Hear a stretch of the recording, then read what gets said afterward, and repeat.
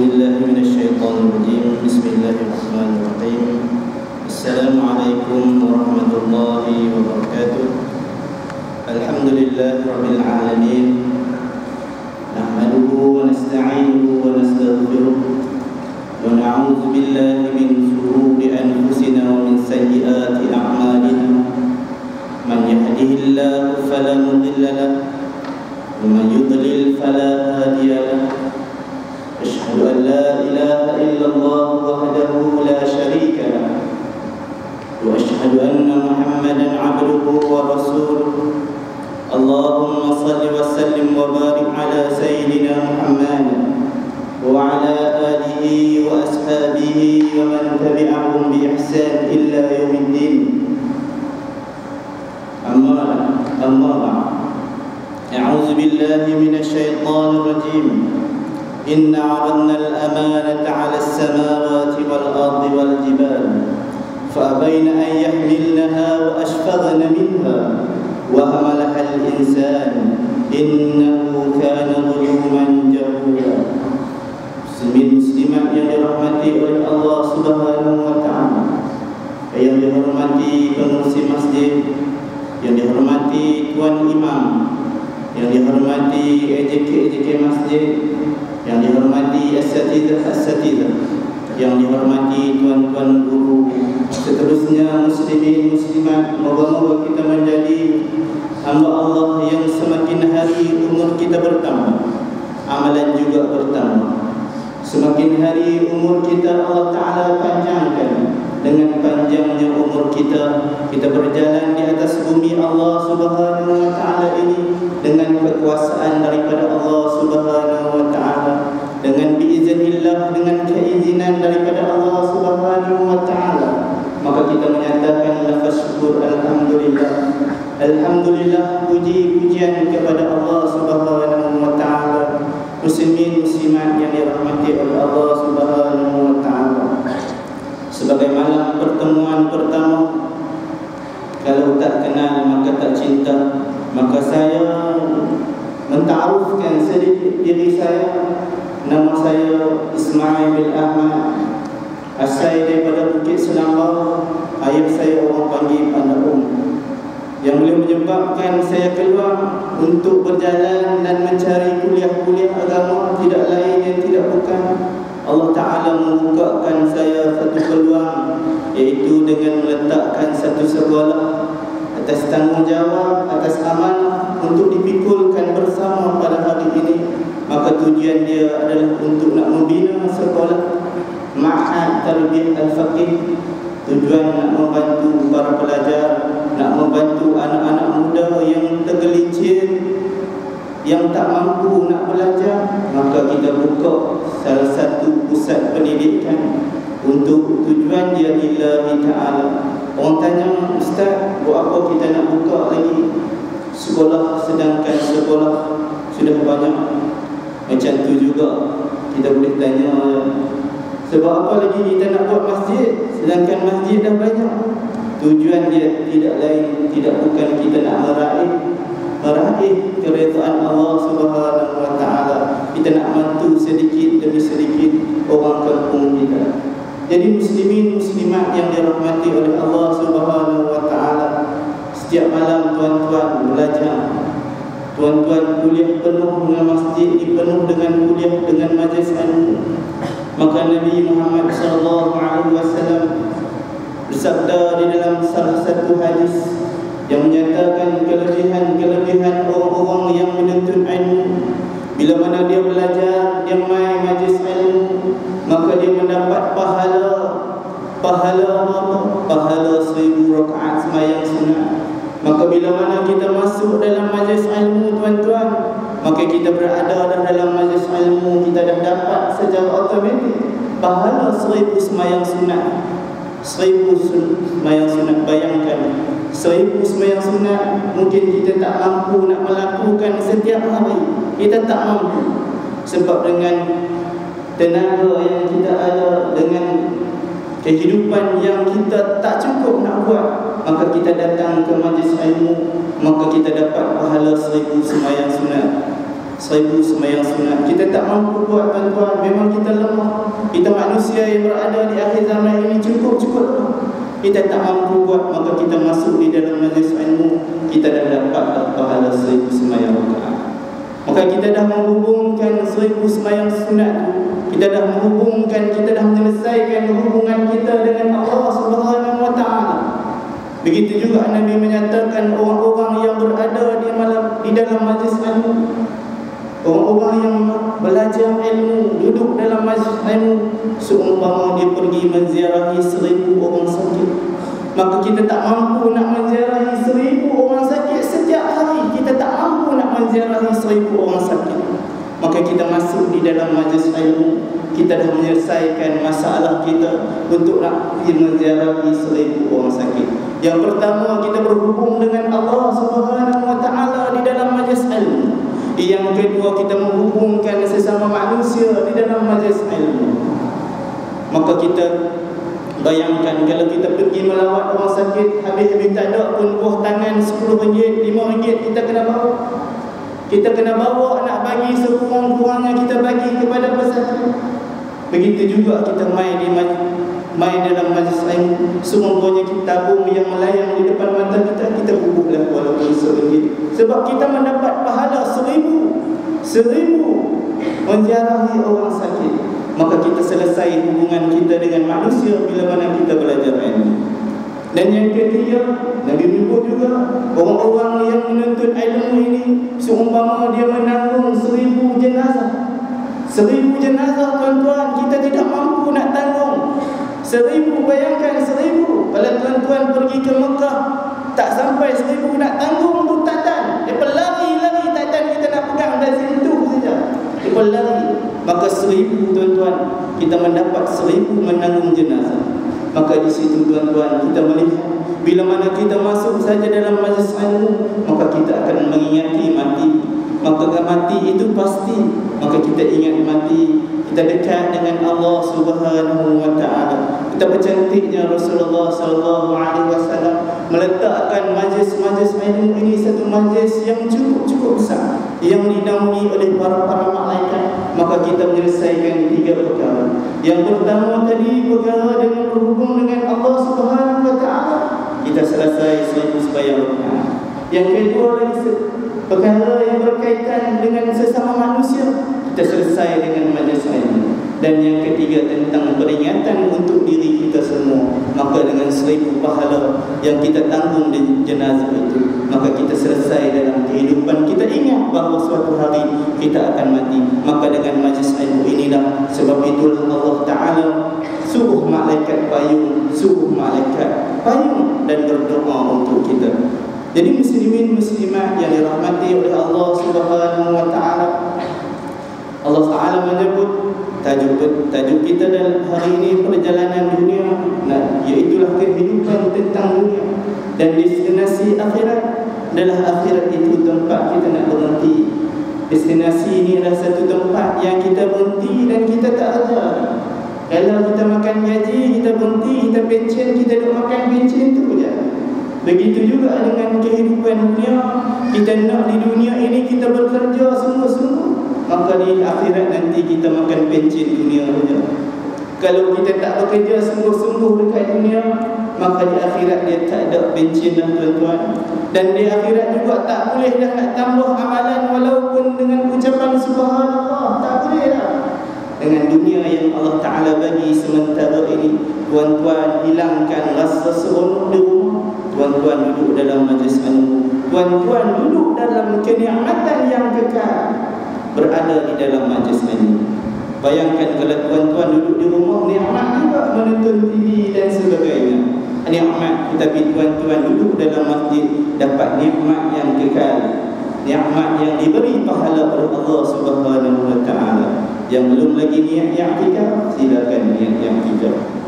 Moga-moga kita duduk, kita mendapat pahala yang i'tikaf. Sama orang yang duduk sebelah kita tak niat, orang sebelah kita niat, pahala dia lebih dekat orang yang niat. Jadi kita sambil duduk, sambil dengar, sambil kita memperingati diri antara diri saya dan diri tuan-tuan, maka insya-Allah Allah Ta'ala bagi kurniaan yang cukup-cukup. Jadi muslimin muslimat yang dirahmati oleh Allah Subhanahu wa taala, dalam kehidupan kita ini seharian kita hidup, kita bekerja, dan kehidupan kita ini Allah Taala memilih satu jalan, satu malam pada malam ini untuk nak belajar ilmu, nak ingat menyati di antara diri saya dan diri tuan-tuan. Allah Taala menyebut di dalam surah Al-Ahzab ayat 72, Inna 'aradna al-amanata 'ala as-samawati wal ardh. Maka dalam kehidupan ini tuan-tuan, Allah Ta'ala menyatakan sesungguhnya kami telah menawarkan amanah. Inna 'aradna al-amanata 'ala as-samawati wal ardh. Allah Ta'ala menawarkan satu amanah yang cukup besar.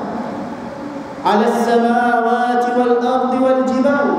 Allah Ta'ala mengamanahkan satu jenis amanah yang cukup besar ke atas samawat, langit yang terbentang luas tidak mampu nak memikul amanah Allah. Lalu Allah Ta'ala mengamanahkan lagi amanahnya untuk bumi yang terbentang luas, yang cukup cantik, yang cukup hebat. Maka bumi pun tak sanggup nak memikul amanah Allah Subhanahu wa ta'ala. Lalu Allah Ta'ala menawarkan pula kepada bukit yang cukup gagah berdiri tegak, gunung ganang yang cukup cantik, maka gunung pun tak mampu nak menerima amanah Allah Subhanahu wa ta'ala. Wa hamalaha al-insan. Lalu manusia pun memikul amanah daripada Allah Subhanahu wa ta'ala. Maka kita hidup pada hari ini tuan-tuan, kita buka mata, kita celik mata kita. Bila mana kita hidup, kita dilahirkan oleh mak dengan ayah kita, maka kita dibesarkan dalam keadaan diamanahkan oleh Allah Subhanahu wa ta'ala. Kita hidup, kita berjalan dalam amanah Allah Subhanahu wa ta'ala.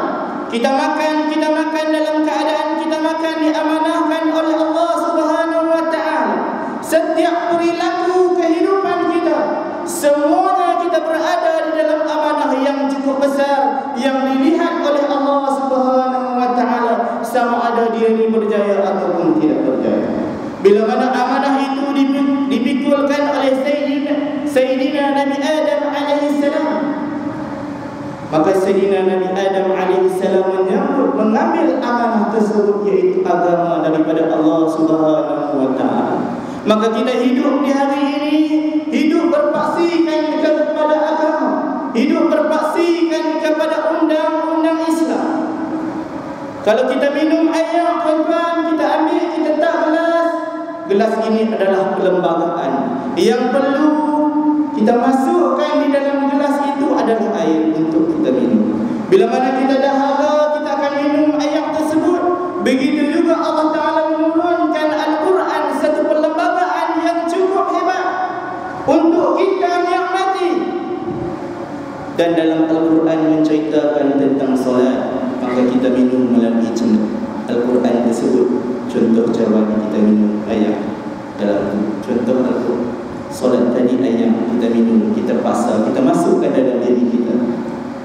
Begitu juga dengan hal sistem ekonomi. Al-Quran menceritakan tentang kelebihan ekonomi dan suruh jangan buat perkara-perkara yang riba dan haram dan sebagainya. Maka kita ikut Al-Quran itu tuan. Begitu juga dalam keadaan hukum Allah Subhanahu wa ta'ala. Allah Ta'ala memberi satu perlembagaan, satu kesempurnaan dalam kehidupan manusia.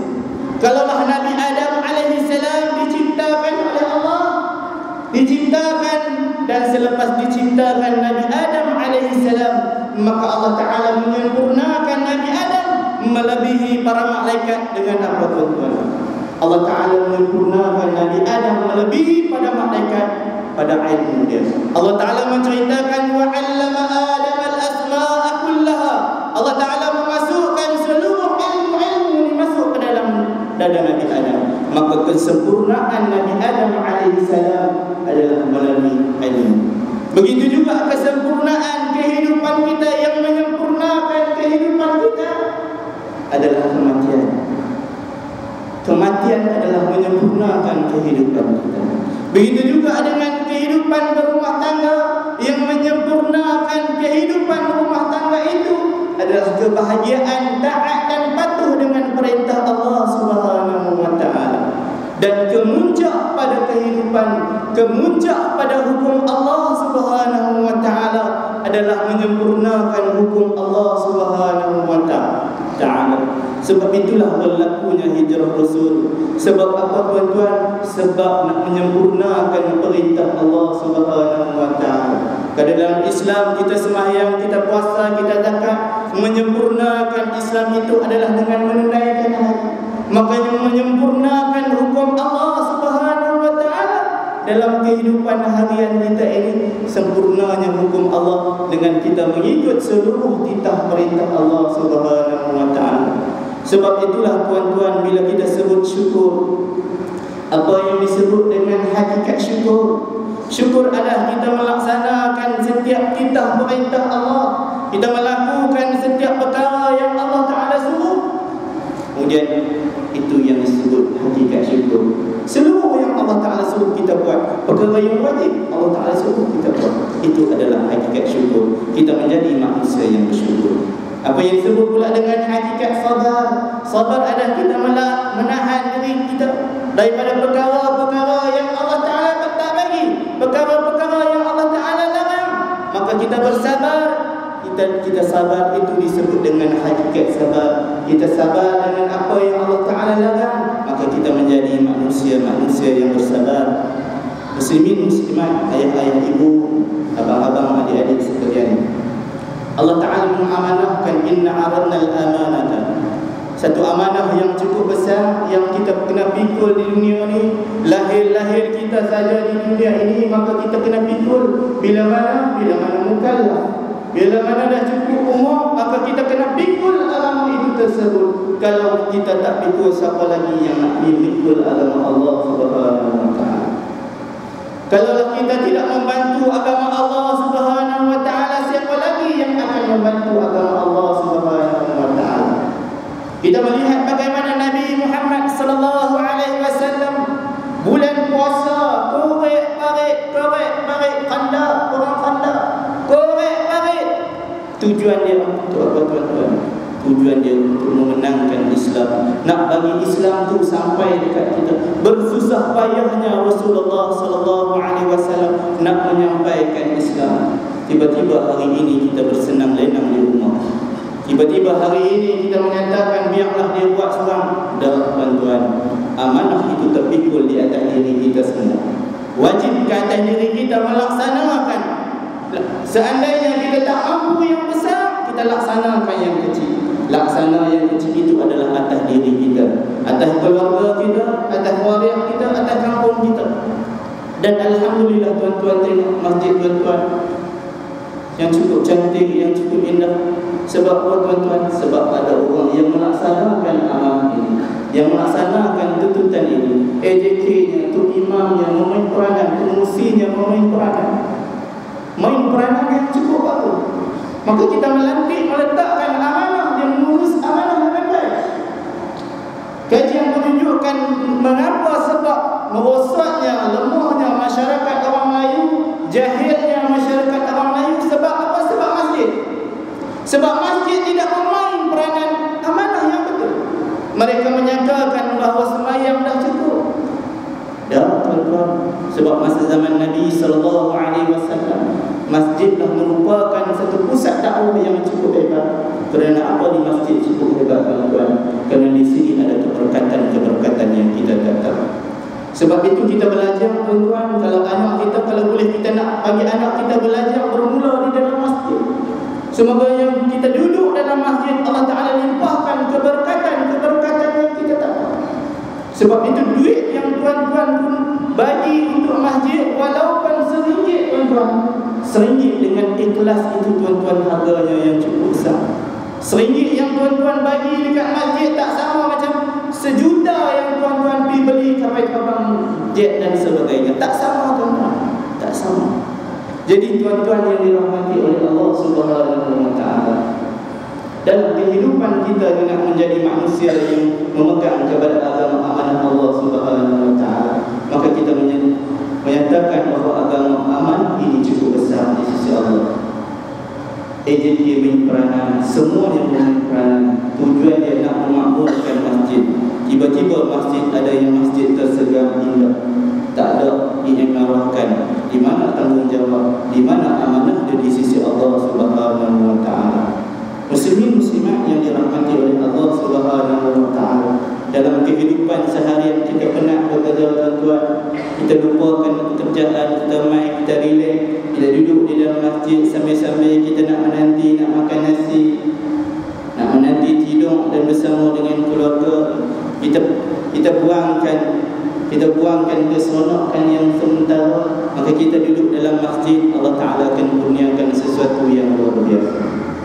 Allah Ta'ala akan melekatkan hidup kita dengan masjid. Bila mana manusia, seorang lelaki yang hatinya dah terpaut dengan masjid, terpaut sungguh-sungguh dengan masjid, maka Allah Ta'ala akan kurniakan satu naungan di arasy di pada mahsyar nanti. Muslimin muslimat yang dirahmati oleh Allah Subhanahu wa taala. Wa hamalahal insan. Kita lah manusia yang berjalan, yang berdiri, yang makan, yang duduk, yang nafas kita turun naik. Mengamanahkan, Allah Ta'ala mengamanahkan agama yang cukup besar, yang perlu dan wajib kita pikul. Allah Ta'ala sambung lagi, innahu kana zuluman jahula. Innahu kana zuluman jahula. Allah Ta'ala menyatakan lagi, sesungguhnya manusia ini sangat zalim dan sangat bodoh. Allah Ta'ala kata dekat siapa tuan-tuan? Bukan kata dekat binatang, bukan kata dekat bau dan sebagainya. Allah Ta'ala tujukan untuk kita. Manusia ni ada dua jenis kategori kehidupan dia. Pertamanya Allah Ta'ala menyebut zuluman. Apa yang disebut dengan zuluman? Manusia ini tak akan terpisah dengan dosa, kecuali Nabi dan para Rasul. Manusia ini tidak akan terpisah dengan dosa. Bila mana kita sebut dosa, membicarakan tentang diri atas diri kita semua. Perjalanan kehidupan kita tidak akan terlari daripada dosa. Begitu juga dengan bila mana kita hidup, kita tidak dapat dipisahkan dengan kesakitan. Bila mana kita sakit, kita pergi cari ubat. Maka ubat itu adalah penawar untuk nak menyembuhkan penyakit biiznillah, dengan izin Allah. Maka begitu juga dengan kehidupan kita. Bila mana kita sakit, ulama menyatakan dosa itu adalah satu penyakit yang cukup besar. Maka penawarnya tuan-tuan, penawar kepada dosa itu adalah istighfar, adalah meminta keampunan kepada Allah Subhanahu wa taala. Kita minta kepada Allah. Manusia tuan-tuan, kalau kita nak bagi manusia sayang kat kita ni untuk guru ajar, kalau kita nak bagi manusia tu sayang kat kita, suka kat kita, kita bagi duit kat dia, kita bagi barang. Kita jumpa dia, mak nak ambil mak, bagi RM10, esok bagi RM100. Tak ada, kita nak bagi lagi dia nak tutup pintu dah lah. Tak ada nak bagi lagi dia nak tutup pintu dah, ambil duit dah. Jadi manusia ni, perangai manusia nak bagi sayang, kita nak bagi, nak hubungan kasih sayang tu kita kena kerak bagi dekat dia, bagi. Tetapi dengan Allah Subhanahu wa taala, kita nak menghubungkan kasih sayang kita dengan Allah Subhanahu wa taala, kita kena minta kepada Allah Subhanahu wa taala. Kita minta melalui doa kita minta melalui istighfar keampunan kepada Allah Subhanahu wa taala. Nak menjadi hamba yang disayang, dicintai oleh Allah, dia kena banyak berminta kepada Allah Subhanahu wa taala. Berbeza dengan manusia, kalau duk minta kerak kita tak boleh dah. Lalu ke market minta, lalu jumpa sikit minta dah, kita pun dengan hati tak boleh kita. Jadi manusia dengan manusia berbeza tuan-tuan. Begitu juga kita dengan Allah Subhanahu wa taala. Selagi kita takut, bila kita takut kepada Allah, kita akan dekat dengan Allah. Beza dengan manusia. Bila mana kita takut dengan manusia tu, kita akan jarakkan diri dia, tak mau langsung nak berjumpa dengan dia sebab kita takut nak berjumpa dengan dia. Jadi masalah serabut dan sebagainya. Tapi beza dengan Allah Subhanahu wa taala. Lagi kita takut, maka kita dekat dengan Allah Subhanahu wa taala. Innahu kana zuluman jahula. Manusia tak akan terlepas tuan-tuan dari penyakit yang pertama yang disebut dengan zuluman, iaitu penyakit dosa.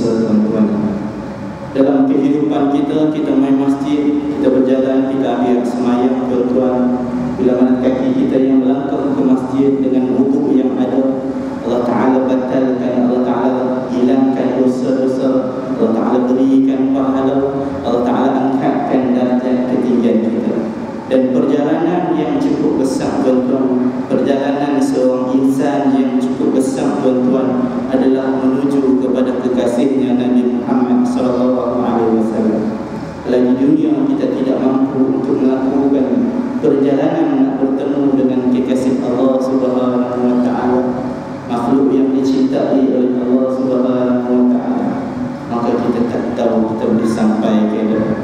Kita boleh sampai, kita boleh kenal dengan Nabi Muhammad sallallahu alaihi wasallam.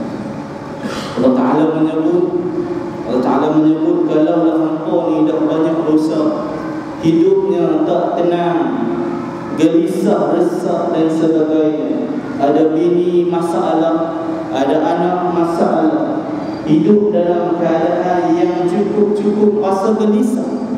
Allah Ta'ala sebut di dalam surah An-Nisa ayat 64, walau annahum idzalamu anfusahum ja'uka. Allah Ta'ala menyebut di dalam surah An-Nisa ayat 64, kalaulah diri kamu ni, wahai manusia, rasa gelisahnya, resahnya dengan dosa-dosa yang kamu lalui di dunia ini, ja'uka, pergi jumpa. Nak jumpa siapa tuan-tuan? Kalau kita ada masalah, kita nak jumpa siapa? Allah Ta'ala sebut ja'uka. Azan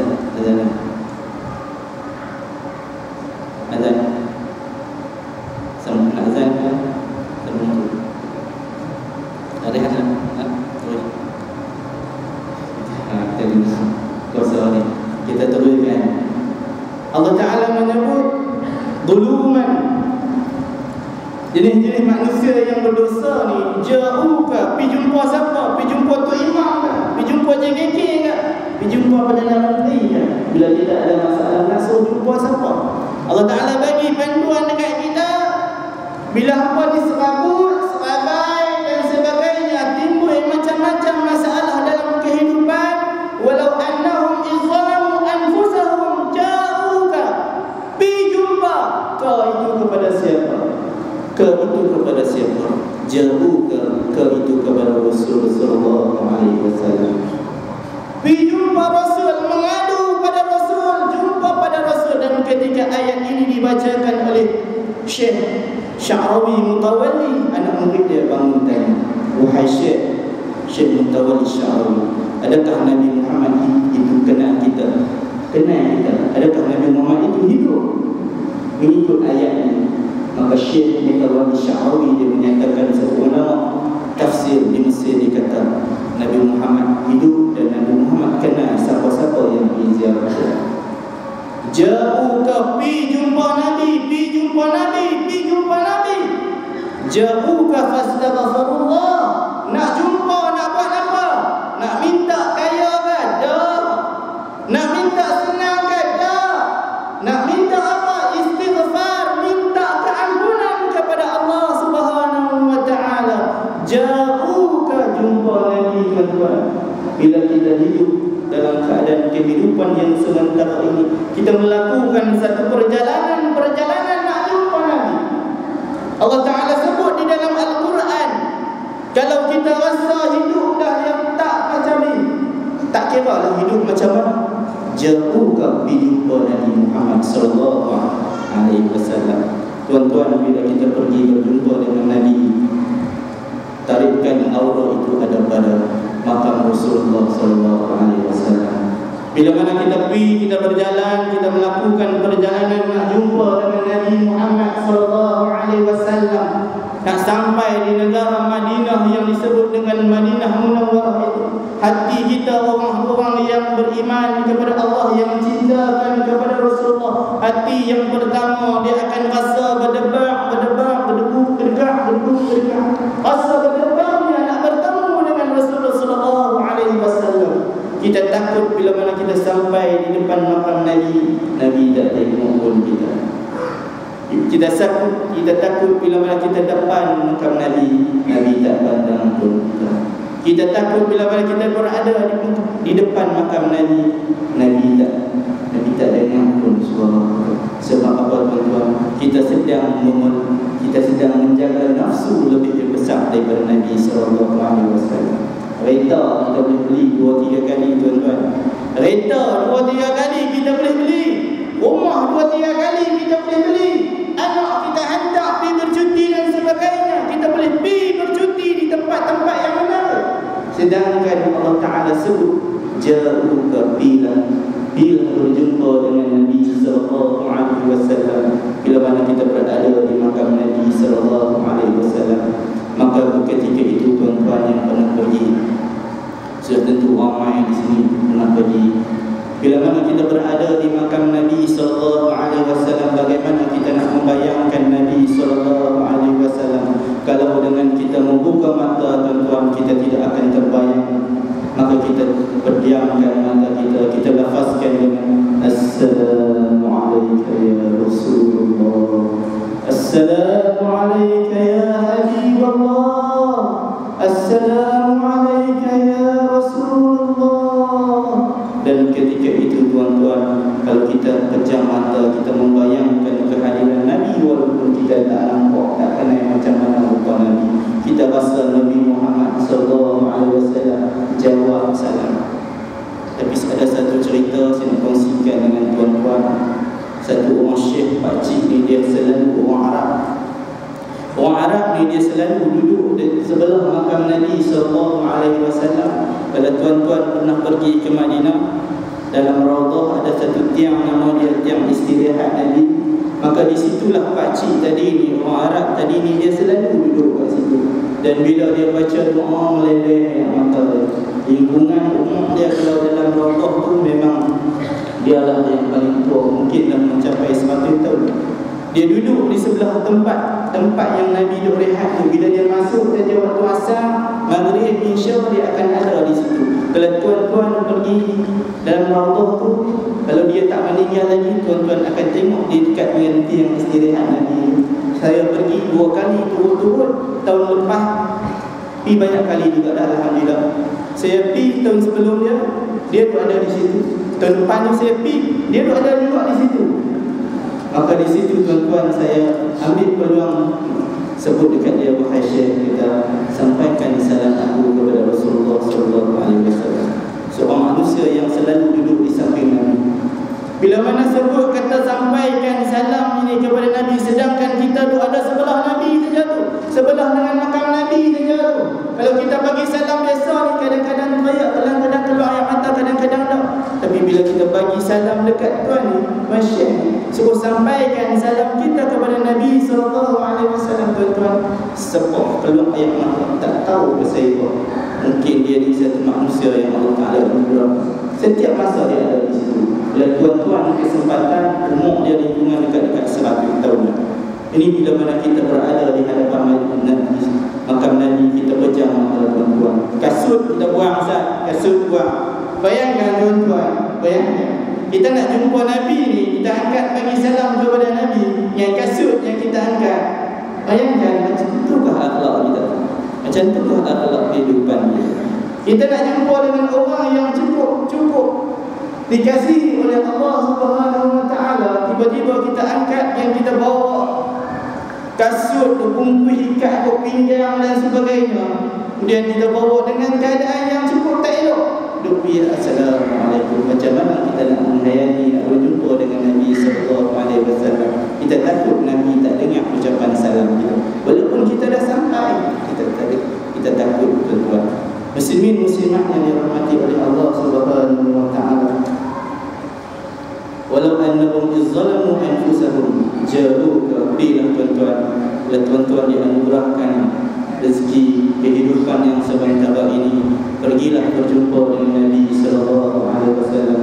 Nabi sebut, siapa-siapa yang menziarah ibu selepas aku mati, seumpama aku masih hidup. Dan Nabi juga menyatakan, siapa-siapa yang menziarah aku, baginya syafaat, baginya perlindungan di akhirat kelak. Kalau di dunia ini kita mengharapkan kita mendapat rahmat daripada baginda Nabi sallallahu alaihi wasallam, wa ma arsalnaka illa rahmatan lil alamin, tidaklah kami mengutuskan baginda Rasul, tidaklah kami mengutuskan Nabi Muhammad itu kecuali sebagai rahmat sekalian alam. Maka kita hidup di atas dunia ini, kita hidup tumpiasan rahmat daripada baginda Nabi sallallahu alaihi wasallam. Maka kita di akhirat kita memerlukan syafaat Nabi sallallahu alaihi wasallam. Bayangkan kalau hidup kita ni kita lebihkan kepada nafsu, beli kereta, tambah kereta, tak tambah bini ya.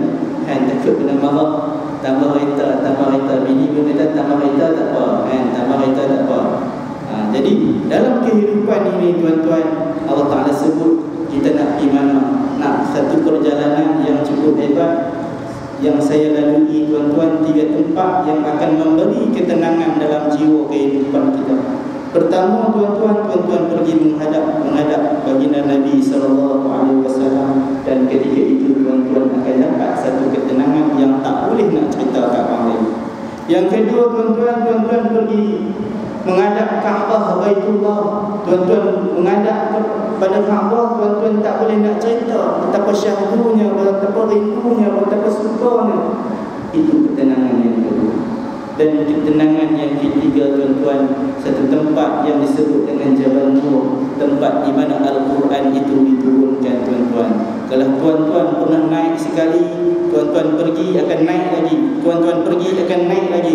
Walaupun perjalanan nak naik di atas bukit Jabal Nur tu memakan masa 45 minit ke sejam, tapi kalau tuan-tuan pernah naik di atas Jabal Nur, akan tuan-tuan rasa bagaimana kenikmatannya, keamanannya, keseronokannya, betapa bahagianya Nabi duduk di situ menerima Al-Quran di situ.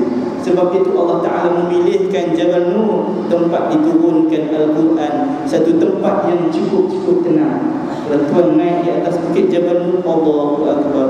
Walaupun orang tu kalau kita rasa, kita nilai, sebab itulah Nabi duduk naik di atas bawah Jabal Nur, tempat yang cukup tenang tuan-tuan.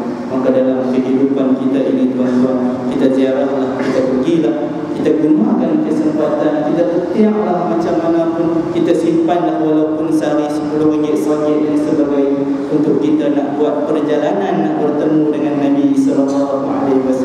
Kita takut destinasi akhirat kita tak tahu di mana Nabi SAW. Kita ada kemampuan tapi kita tak pergi, maka kita menjadi manusia yang lalai di sisi Allah. Muslimin muslimat yang dirahmati oleh Allah Subhanahu wa taala, innahu kana zaluman jahula. Dan manusia juga dalam kehidupan harian ini tidak akan terpisah dengan sifat-sifat jahil, sifat-sifat bodoh. Maka kita keluarkan daripada Allah, keluar daripada perut mak, keluar daripada perut ayah dalam keadaan tak tahu apa pun, tak tahu apa. Maka kita keluar di dunia ni, tiba-tiba kita lawan perintah Allah Subhanahu wa taala. Allah Taala sebut, kaifa takfuruna billah, bagaimana hang ni boleh ingkar akan perintah Allah. Kaifa takfuruna billah wa kuntum amwatan, sedangkan sebelum ni hangpa tak ada pun. Wa kuntum amwatan fa ahyaakum, selepas hangpa tak ada Allah Taala hidupkan. Selepas hidup Allah Taala matikan dengan sebab kematian yang sebagai berbagai-bagai sebab. Allah Ta'ala mati balik, hidup mula tak ada. Kaifa takfuruna billah wa kuntum amwatan fa ahyaakum summa yumitukum summa yuhyikum summa ilaihi turja'un. Bagaimana apa boleh ingkar? Allah Ta'ala tanya. Macam mana apa tak boleh ikut ni perintah aku ni? Allah Ta'ala tanya. Sedangkan apa tak ada pun sebelum ni di dunia apa tak ada pun, Allah Ta'ala wujudkan bagi yang ada. Ada hidup, bila hidup dia sakit dan mati sebagainya, kena kencing mana, kena gaul, kena kencing orang dan sebagainya, dia mati. Kemudian fa'ahya, Allah Ta'ala hidupkan untuk nak kembali, nak bertemu dengan Allah Subhanahu wa ta'ala. Dan yang ketiga, perjalanan yang ketiga tuan-tuan, iaitulah perjalanan wastaghfirullah. Kita habiskan ayat tadi surah An-Nisa. Fastaghfirullah, kita jumpa Nabi SAW, maka kita minta keampunan kepada Allah. Kita minta, ya Allah, ampunilah dosa-Mu, ya Allah. Kita mintalah dosa, ampunilah dosa kedua-dua bapa. Fastaghfirullah wastaghfar lahu Rasul, dan kita minta kepada Rasulullah, wahai Rasulullah, kau mohonlah kepada Allah Subhanahu wa ta'ala agar dosa aku diampunkan. Sebab itu bila mana kita berada di makam Nabi sallallahu alaihi wasallam, sunat kita melafazkan syahadat di hadapan makam Nabi sallallahu alaihi wasallam. Kita mengatakan asyhadu an la ilaha illallah wa asyhadu anna Muhammadar Rasulullah. Kita nak di akhirat nanti tuan-tuan, Nabi Muhammad menjadi saksi bahawa aku bersaksi bahawa tak ada Tuhan. Maka kita meminta Nabi Muhammad itu menjadikan saksi kepada diri kita bahawa kita pernah bersyahadah di hadapan makam Nabi sallallahu alaihi wasallam, asyhadu an la ilaha illallah, aku naik saksi, aku bersaksikan bahawa tiada Tuhan yang disembah melainkan Allah, dan aku bersaksikan bahawa Nabi Muhammad pesuruh Allah. Dan bila mana kita menyatakan aku bersaksi, maka Allah dalam perkataan itu Allah Ta'ala tanya, siapakah yang akan menjadi saksi bahawa tiada Tuhan yang disembah kecuali Allah. Dan kita pun mengucap tuan-tuan, kita mengucap kita nak menjadi saksi kepada Allah Subhanahu Wa Ta'ala, bahawa kita menyatakan, kita menafikan tak ada Tuhan selain Allah Subhanahu Wa Ta'ala. Dalam ibadat kita sebut iyyaka na'budu wa iyyaka nasta'in. Kita mengaku bahawa tak ada yang lain yang kami sembah kecuali padamu ya Allah, dan tak ada benda-benda yang lain ya Allah yang kami boleh meminta memohon pertolongan kecuali pertolongan daripadamu ya Allah. Jadi muslimin muslimat yang dirahmati oleh Allah Subhanahu Wa Ta'ala, perjalanan yang terakhir adalah perjalanan kita nak bertemu dengan Allah Subhanahu Wa Ta'ala. Perjalanan yang semesti dan sewajibnya kita bakal bertemu dengan Allah Subhanahu Wa Ta'ala. Maka menjadi destinasi akhirat kita adalah perjalanan yang terakhir di dunia. Sebelum kita melakukan perjalanan, kita balik ke rumah kita dapat pahala, balik ke rumah adik-beradik dapat pahala. Tapi perjalanan yang ketiga ini tuan-tuan adalah perjalanan yang terakhir, yang kita tak balik dah tuan-tuan. Kita nak bertemu dengan Allah Subhanahu Wa Ta'ala. Satu kisah saya nak bawa sebelum menutup tuan-tuan. Satu kampung ni, Depok ni tuan-tuan, mereka ni terpaksa berpindah kepada satu tempat. Mereka tak boleh dah duduk kampung tu. Orang kacau, barang mahal, minyak mahal dan sebagainya. Tak boleh dah nak duduk dalam negara negeri mereka sendiri. Maka mereka pun berbakat-bakat nak berpindah kepada kampung tu. Kampung mereka akan diancam dan sebagainya. Tak boleh dah nak duduk lama dekat kampung tu. Maka Tuk Penghulu tadi dia pun panggil orang kampung. Dia kata esok, dia kata kita kena melalui satu perjalanan yang cukup panjang. Sebab esok ada orang nak main serang kita, nak main bunuh kita dan sebagainya. Maka esok dia kata pagi-pagi kita kena pergi melalui satu kawasan untuk kita nak selamatkan diri kita. Sebelum tu dia kata, saya nak mengingatkan dulu datuk nenek saya. Dia kata, dia cerita, datuk nenek saya bercerita bahawa kawasan laluan yang kita nak pergi tu nanti, dia kata dalam gua yang kita nak lalui tu cukup dalam, dia kata. Dan dalam gua tu, datuk nenek saya pesan siapa-siapa yang masuk dalam gua tu, dia kata dalam gua tu ada intan permata dan sebagainya. Jadi orang kampung pun dengar macam tu lah. Maka esok paginya dia pun pergi lah. Mereka semua pun pergi lah. Pakailah api, bawa api masuk dalam gua, masuk dalam gua tu tuan-tuan. Sampailah api terpadam. Maka meraba, muka pegang ada ketui macam ketui batu. Mereka pun ingat pesan pengguru JKK tadi ni. Dia kata dia dah ketui lah ni.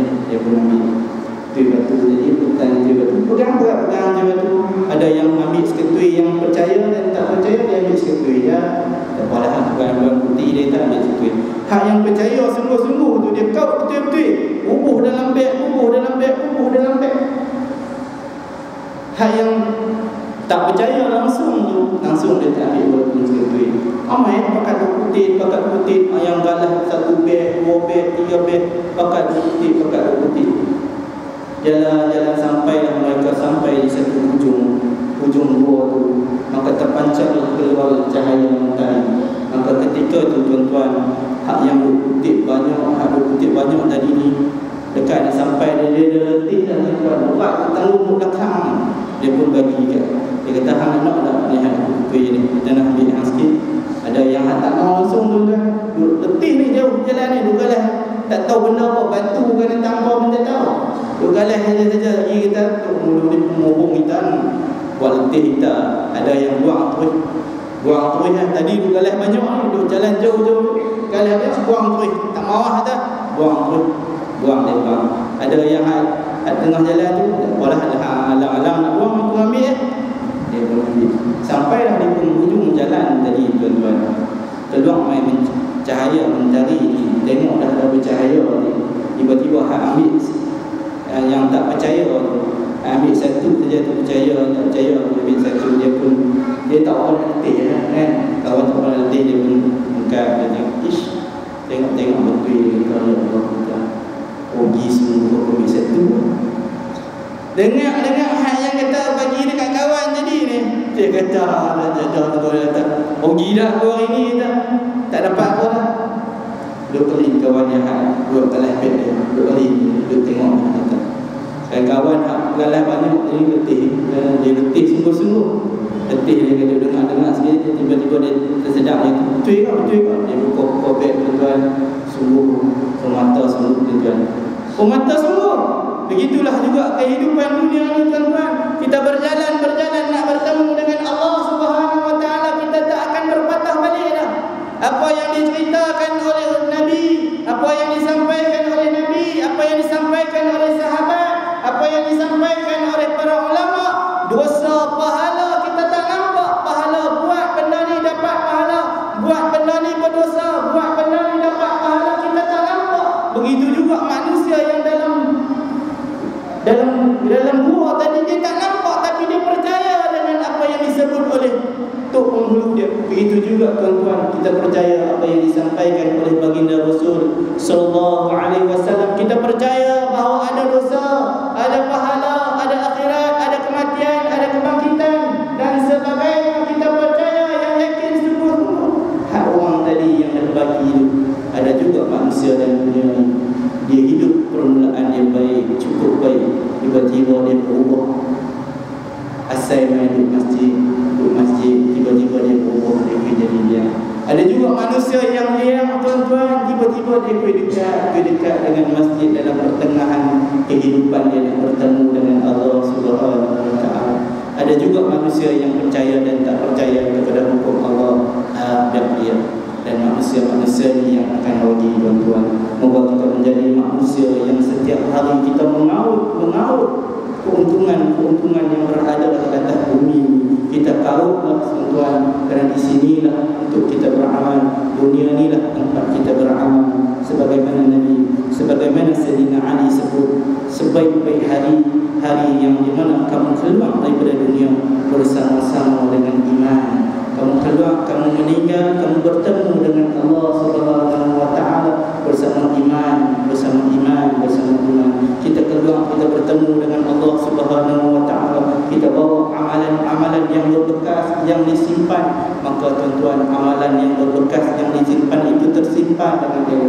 Tapi manusia ada juga mencicirkan dengan apa tuan-tuan?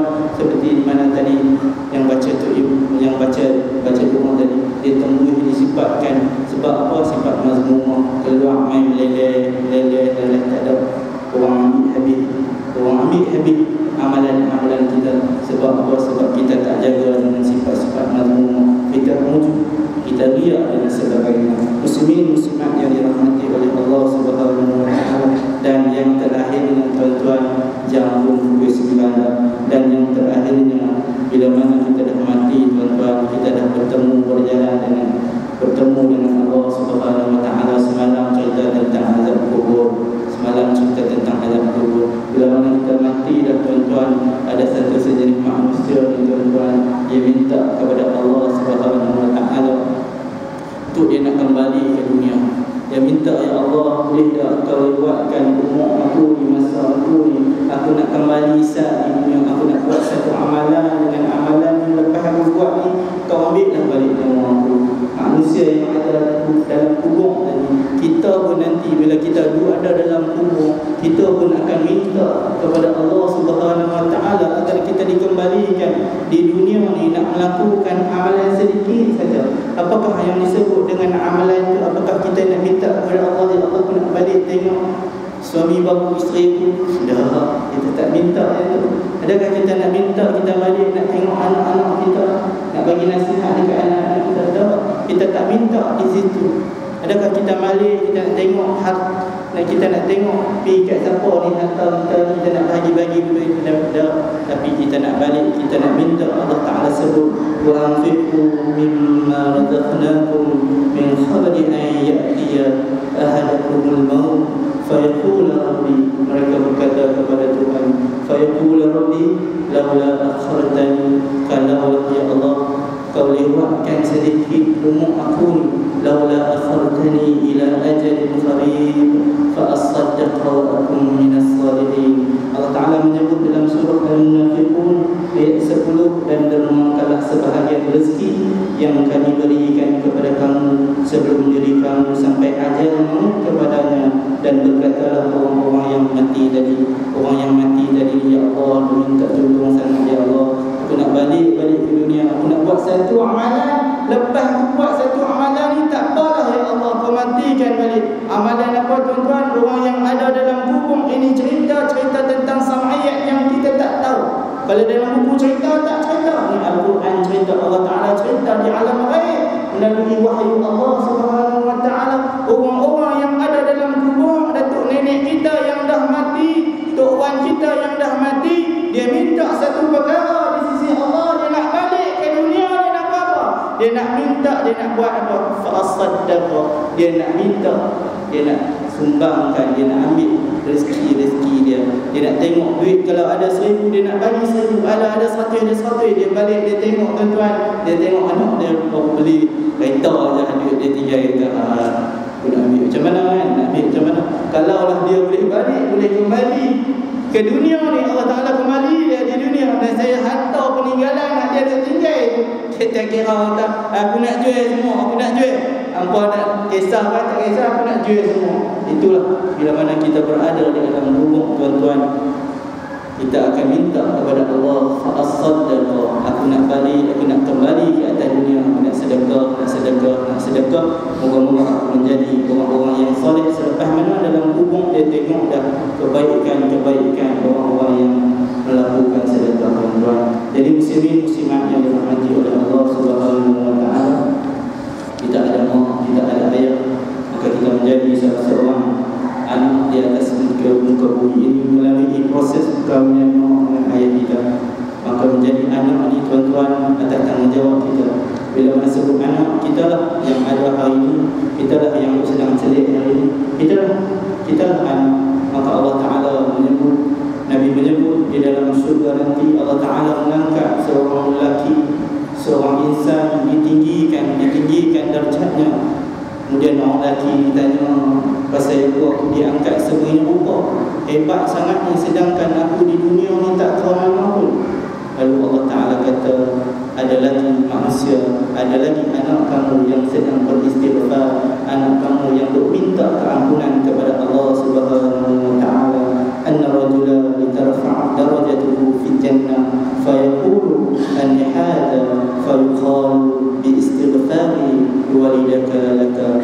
Dengan sebab anak-anak kita lah tuan-tuan, dalam kehidupan kita nak menuju kepada Allah, dengan kita lupa tentang mak dengan ayah kita, selalukanlah kita minta keampunan kepada mak, kita minta keampunan ayah kita, tuan kita dan keturunan kita minta Allah Ta'ala ampunkan. Dan Nabi juga pesan dekat kita, sebaik-baik manusia yang membuat persiapan untuk nak bertemu dengan Allah Subhanahu wa Ta'ala. Jadi muslimin muslimat yang dirahmati oleh Allah Subhanahu wa Ta'ala, saya main dengan hajat, ada tung derma di belakang sana, kiri kanan dan belakang. Tuan-tuan sumbanglah seikhlas hati. Moga-moga yang tuan-tuan sumbang, walaupun RM1, walaupun berapa ringgit, moga yang tuan sumbang itu adalah ikhlas. Maka akan lahirlah dari insan-insan yang ikhlas daripada tuan-tuan, akan lahir masuk ke dalam jiwa saya, dan dalam jiwa saya mengajar anak-anak, akan lahir juga anak-anak yang ikhlas membantu untuk agama Allah Subhanahu wa Ta'ala. Sama-sama kita menyumbang untuk sama-sama kita nak mengharapkan amanah Allah yang cukup besar adalah agama Islam yang tercinta ini. Jadi muslimin muslimat yang dirahmati oleh Allah, secara kesimpulannya, dunia tempat kita nak berpenang, saat saja penang ke dunia ini, dan akhirat adalah destinasi untuk kita nak berehat. Kalau kita duduk berehat ke dunia, belum tentu akhirat kita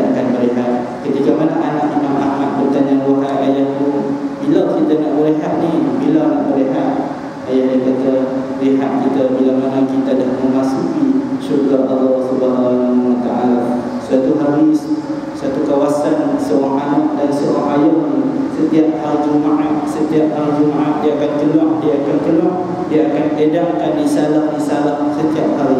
Maka hari itu, hari Jumaat, hari itu hujan. Anak dia pun pakai pakaian dah siap dah. Ayah dia kata hari ini hujan, kita tak payah keluar dah. Kemudian anak tadi kata dakwah Allah tetap diteruskan walaupun hujan dan sebagainya. Ayah dia pun bagilah risalah anak dia.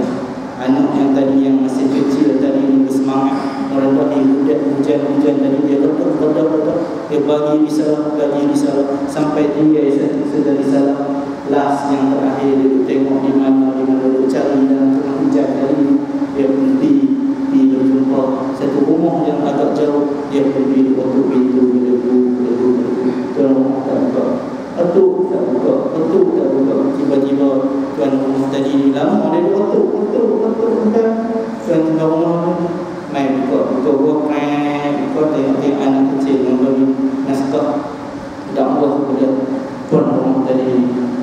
Maka dia ringkaskan cerita tuan sebenarnya tuan rumah ketika itu dia berada dalam keadaan seorang ada seorang lelaki dia dah mati lama dah lagi dan dia bukan orang Islam. Dan ketika dia sampaikan sampaikan risalah tadi, dia sedang nak mengantungkan diri dia, nak gantung diri dia di atas tangga.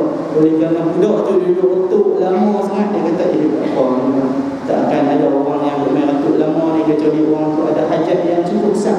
Dia pun buang balik tadi gantung dia cabut balik tadi gantung dia. Kemudian dia pun turun di tangga dan dia ambil risalah tadi. Bila mana dia ambil risalah tadi, dia pegang, dia baca, maka dia tak menjadi nak membunuh diri. Dan pada Jumaat yang datang dia pun pergi berjumpa dengan manusia, pergi jumpa dengan ayah kepada budak tadi, dan dia melafazkan kalimah asyhadu an la ilaha illallah. Maka perjuangan kita, kehidupan kita dalam agama tak akan berhenti sampai di akhir nyawa kita. Maka muslimin muslimat yang dirahmati oleh Allah Subhanahu wa taala, dan kesimpulan yang kedua, barang akhirat pada saat ini cukup murah. Binalah rumah yang selesa di sana. Kalau kita nak rasa selesa, kita buat rumah yang cantik di dunia. Dan begitu juga kita nak selesa di akhirat, kita buat satu rumah yang cukup selesa di akhirat. Sebab di sana kita akan duduk selama-lamanya. Dan yang ketiga, dunia tempat buat amal. Kita nak tambah amalan supaya kita